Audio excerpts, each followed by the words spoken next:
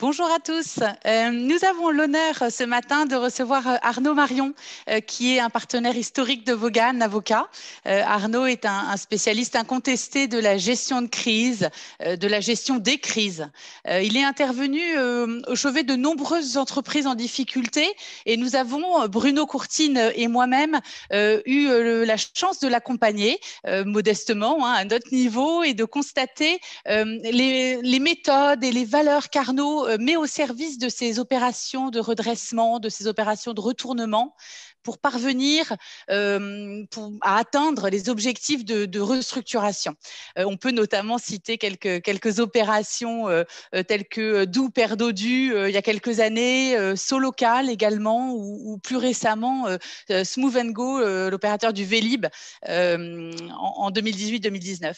Fort de ces expériences, Arnaud, vous avez créé début 2020, avant la crise, la grande crise si j'ose dire, l'IHEGC, l'Institut des hautes études en gestion de crise, qui s'adresse aux dirigeants principalement, aux membres des CODIR, des COMEX, pour les aider à identifier les signaux de la crise, quels sont ces éléments constitutifs, quels sont ces facteurs aggravants ou à l'inverse des éléments qui peuvent parfois la masquer, mais pas pour autant la faire disparaître.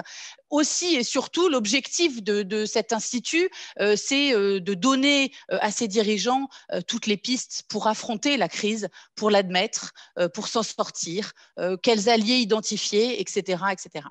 Arnaud, ces réflexions, ces pistes, ces solutions font aussi partie intégrante de votre dernier livre paru aux éditions Erol, Partout où je passe, les mêmes erreurs, qui est un ouvrage éminemment pédagogique et passionnant vraiment, qui est nourri par vos multiples expériences terrain, et c'est vraiment captivant de découvrir tous ces parcours de vie d'entreprise qui réunissaient beaucoup d'atouts pour certaines, pour réussir, et qui ont néanmoins connu la crise.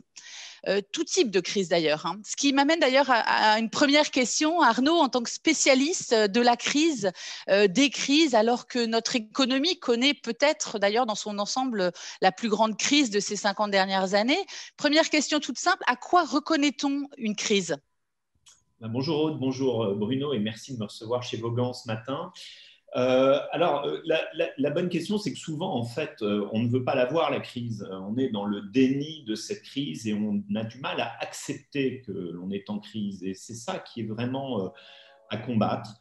En fait, c'est que c'est très dur pour un dirigeant d'admettre qu'il est en train de faire face à une crise, à un événement qui est soudain, inattendu, qui le surprend. Et très souvent, le réflexe est de considérer que c'est conjoncturel. Alors, la conjoncture des 10 dernières années, ça a été successivement la crise russe, ça a été les attentats de 2015, ça a été les gilets jaunes, ça a été les grèves de 2019, c'est maintenant le Covid. Mais dans la pratique, le conjoncturel n'est qu'un élément accélérateur d'une faiblesse structurelle, en fait. Et donc, mon ennemi à moi, c'est le déni. Et le déni, vous savez, il ne faut pas critiquer le chef d'entreprise qui est dans le déni. Le déni est un réflexe, c'est un réflexe de sauvegarde, c'est un réflexe de défense.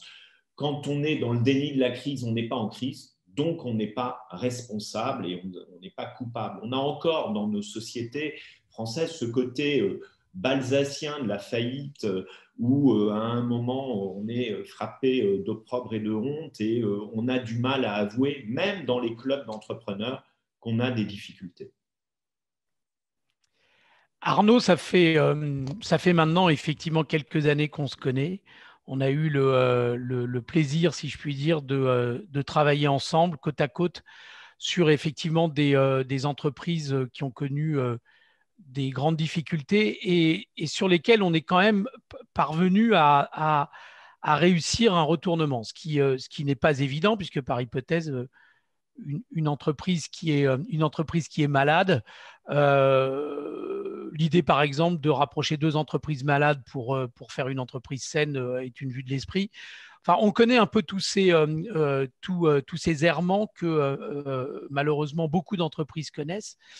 Le sentiment que nous avons, c'est que quand même cette crise du Covid, qui est une crise qu'on peut pas nier en tant que telle, est-ce que finalement, elle n'a pas permis à certaines de ces entreprises qui connaissaient déjà effectivement des difficultés, de les masquer dans une certaine mesure, de gagner du temps, de se retrouver un peu sous cloche, sous la cloche des PGE et de l'activité partielle et du chômage partiel.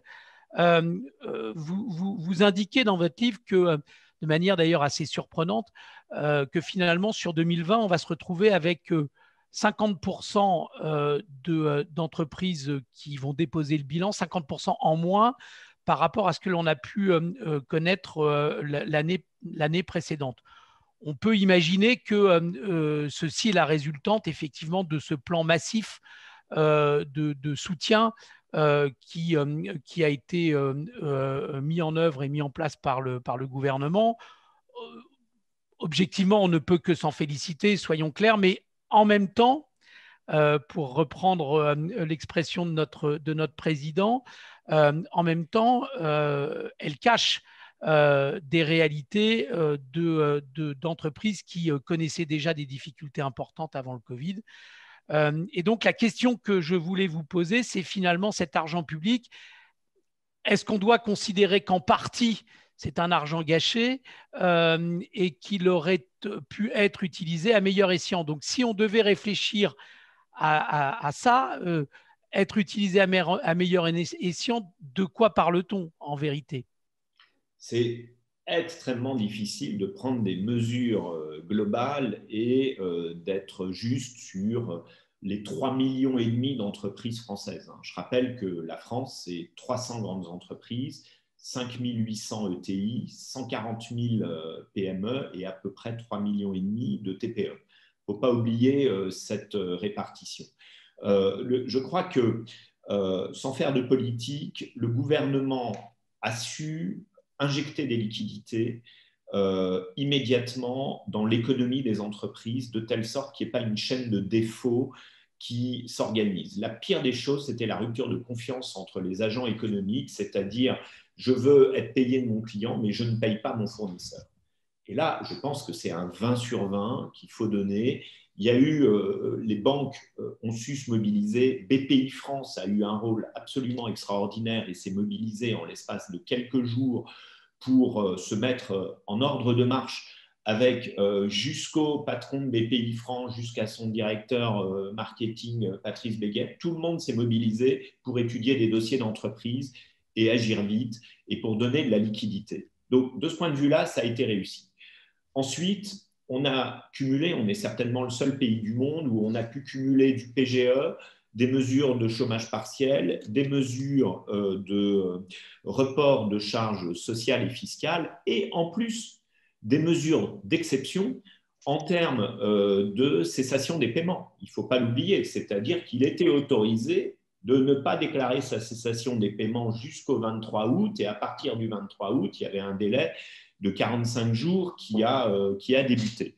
Moi, j'avais pensé que finalement, entre le 23 août et le 7 octobre, finalement, on aurait une vague de faillite assez importante, une première vague, pas la principale, la grosse vague, elle viendra en 2021. Et en fait, il n'en a rien été et on va terminer l'année avec à peu près 2 fois moins de faillites qu'une année normative où tout va bien. C'est-à-dire globalement 50 000 faillites quand l'économie va très bien. On est entre 45 000 et 50 000 faillites. C'est bien évidemment pas une bonne chose parce que ça signifie qu'on est en train de pousser des problèmes devant avec de la perfusion, une respiration artificielle et, somme toute, d'ailleurs, une nationalisation des pertes qui a été faite à grande échelle et dont on sait que ce n'est pas la fin. Alors, il va y avoir 2 phénomènes. À un moment, ces aides vont s'arrêter et là, ça va être un mur pour beaucoup d'entreprises. Et puis, à un moment, et quoi qu'il en soit, et l'établissement des comptes 2020, des comptes sociaux des entreprises 2020, sera riche d'enseignements parce qu'il y a eu, on calcule, à peu près 50 milliards de pertes de résultats, de création de valeur sur l'économie française au niveau des entreprises. Ce qu'on retrouve à peu près dans les chiffres du PGE, 120 à 130 milliards de distribués, 70 à 80 milliards de thésaurisés, 50 milliards comment dirais-je, 70 milliards de thésaurisés, 50 milliards qui ont été dépensés. C'est à peu près ce qu'on retrouve. Ça signifie que les fonds propres des entreprises vont diminuer et qu'à un moment, ces PGE, même étalés, ça va être de la dette. On aura choisi un instrument de dette pour compenser de la destruction de valeur. Or, la dette, elle se rembourse dans le futur. C'est un étalement d'une charge financière, mais qui est remboursée par de la création de valeur, générée généralement par l'investissement qu'on a pu faire. Là, il n'y a pas eu d'investissement. On sait très bien que c'est une quadrature du cercle. On sait très bien que l'étalement sera une première mesure, la transformation en quasi-fonds propres une deuxième. Et je pense très honnêtement qu'on va vers des régimes d'indemnisation. Les restaurants à qui on dit « vous n'avez pas le droit d'ouvrir », toutes ces fermetures administratives, à un moment, ne peuvent pas être compensées par un instrument de dette, elles doivent être compensées par un instrument d'indemnisation. Donc, est-ce qu'il y a eu des effets d'aubaine ? Il y en a eu à la marge. Quand vous avez droit à 25% de votre chiffre d'affaires en prêt et que vous faites du négoce avec une marge brute qui est de l'ordre de 10%, par rapport à l'entreprise industrielle qui a une marge brute de 40 ou 50%, ça signifie que vous avez un effet d'aubaine 4 fois ou 5 fois supérieur sur votre prêt par rapport à la réelle marge brute, donc la réelle valeur que vous dégagez. En revanche, on l'a vu, il y a eu beaucoup d'entreprises qui ont été dans les angles morts du PGE. On peut penser à des entreprises qui étaient rentables. D'ailleurs, vous parliez de Solocal, Aude. Solocal est typiquement l'exemple. Entreprise rentable qui faisait des résultats, qui est prise dans le Covid, qui ne peut plus envoyer ses commerciaux et ses propres clients de Solocal sont fermés. Ça crée un déficit de l'ordre de 100 millions. Et l'entreprise, comme elle sortait d'une restructuration de dette, n'a pas pu souscrire de PGE. Donc, il y a des laissés pour compte. On l'a vu, il y a ceux qui, comme dans le retail, avaient déjà des modèles ultra déficitaires, pas du tout adaptés, qui sont partis les premiers. Et je pense surtout, plus que des effets d'aubaine, qu'on pousse les problèmes devant. Merci Arnaud. Alors, c'est vrai, vous venez de le rappeler, les entreprises n'ont pas pu investir. Elles ont récupéré des fonds publics de manière massive pour certaines. Mais tout de même, si elles n'ont pas pu investir, il y a quelque chose dont elles ont pu bénéficier, c'est du temps. Et n'y a-t-il pas quand même un effet bénéfique à ce Covid qui aura donné à certaines entreprises le temps et l'occasion de faire un travail d'introspection quelque part pour évoluer, pour travailler sur certaines difficultés chroniques qu'elles pouvaient rencontrer et savoir effectivement comment au final éviter les crises à venir.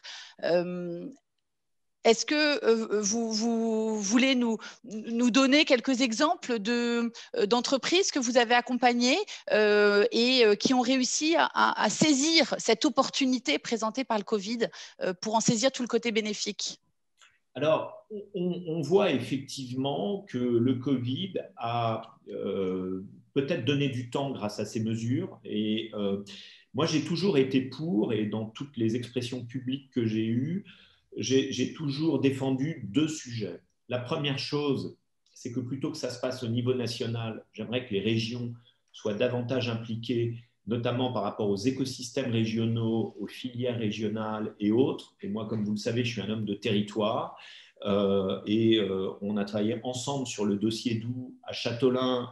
Dans le Finistère, on a une idée très précise de ce que veut dire un territoire, surtout quand il est à 180 degrés, parce qu'on ne peut pas prendre un compas et regarder autour, parce qu'autour, c'est aussi la mer, et que pour trouver un job, l'employabilité, c'est un sujet.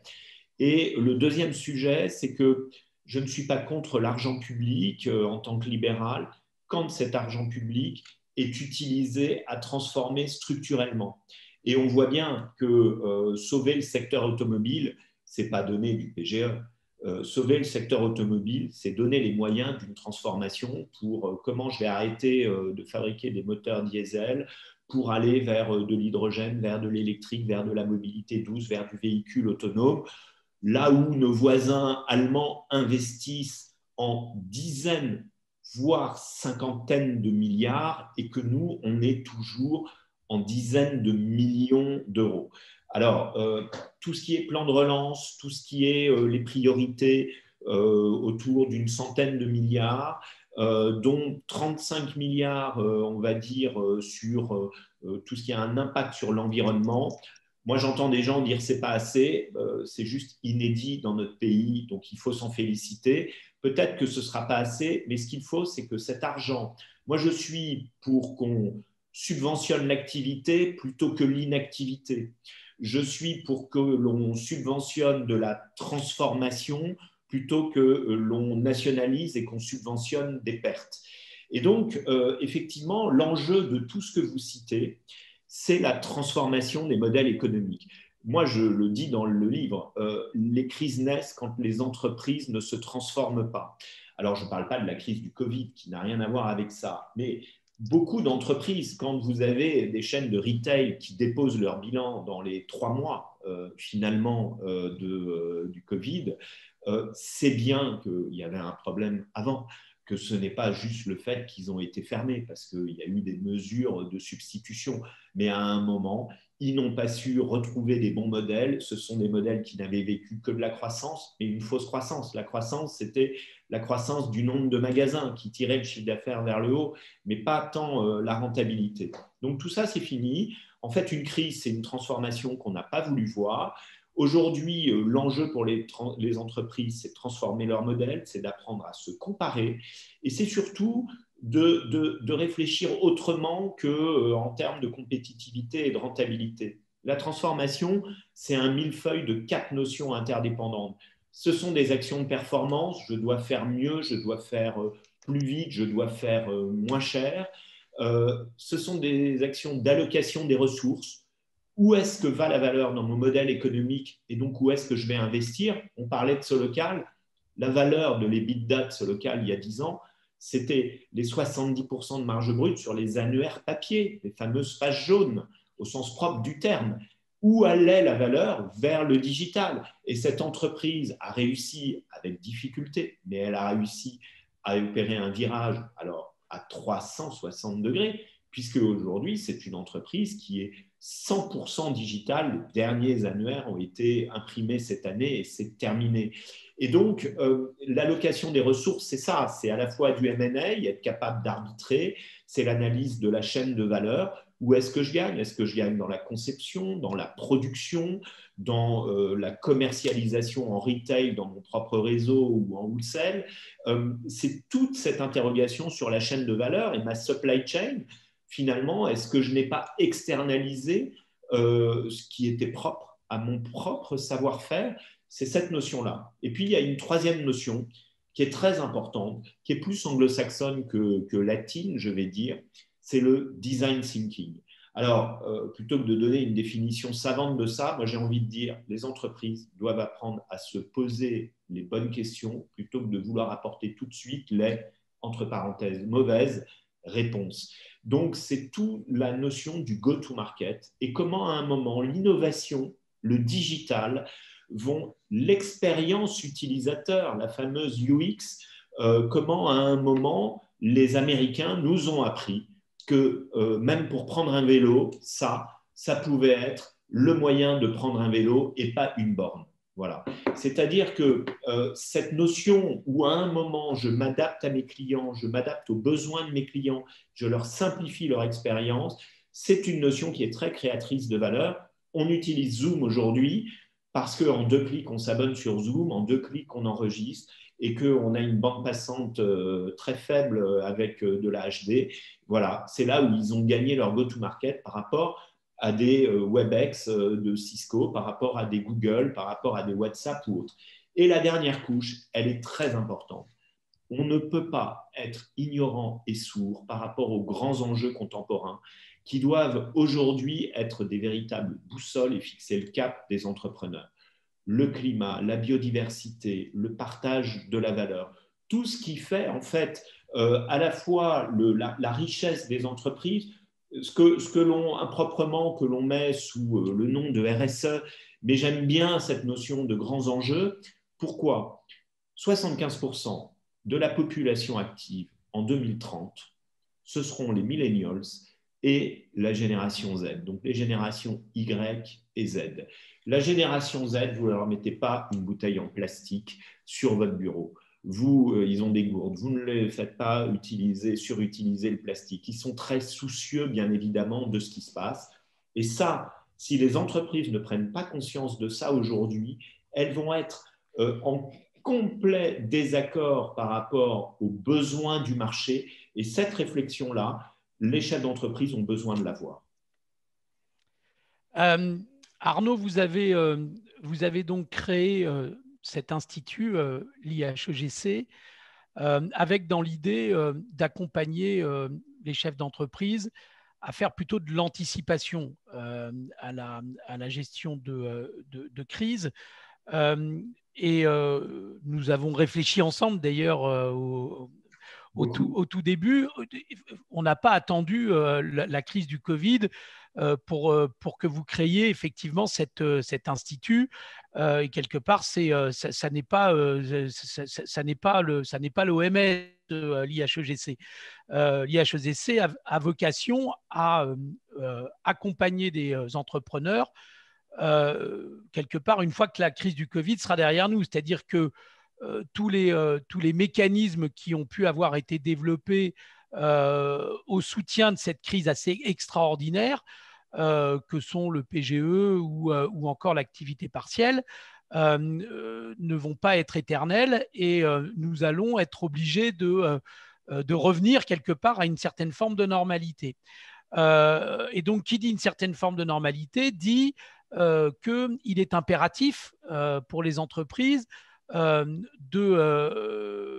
tirer quelque part les conséquences de cette crise et d'accepter l'idée que d'autres crises, ils en auront. Et ce qui est assez frappant, c'est de voir que autant les entreprises anticipent des crises, par exemple, sur leurs produits, des crises de marketing, des crises de qualité, dans une certaine mesure, des crises sociales, des problèmes d'accidents industriels, d'accidents du travail. Mais en revanche, le chef d'entreprise ou les équipes de direction, j'aurais tendance à dire, se refusent à accepter l'idée que leur entreprise ne peut pas s'inscrire dans une logique de croissance éternelle et doit donc accepter l'idée des phénomènes de cycle, doit donc accepter l'idée d'avoir à connaître non pas une crise en tant que telle, mais une transformation, comme vous l'avez indiqué très, très justement, et pour autant, elle ne se donne pas les moyens de cette anticipation. Quel est un peu votre regard? Bon, j'imagine que c'est dans le programme de l'IHEGC que de répondre à ces questions-là. Donc, moi, j'aimerais vous entendre là-dessus et de dire, finalement, comment est-ce quelle proposition vous avez vis-à-vis de ces chefs d'entreprise qui sont des gens très débordés, très occupés et surtout extraordinairement optimistes, mais avec un optimisme qui peut parfois les aveugler un peu. Comment est-ce que vous allez pouvoir demain les accompagner dans cette réflexion?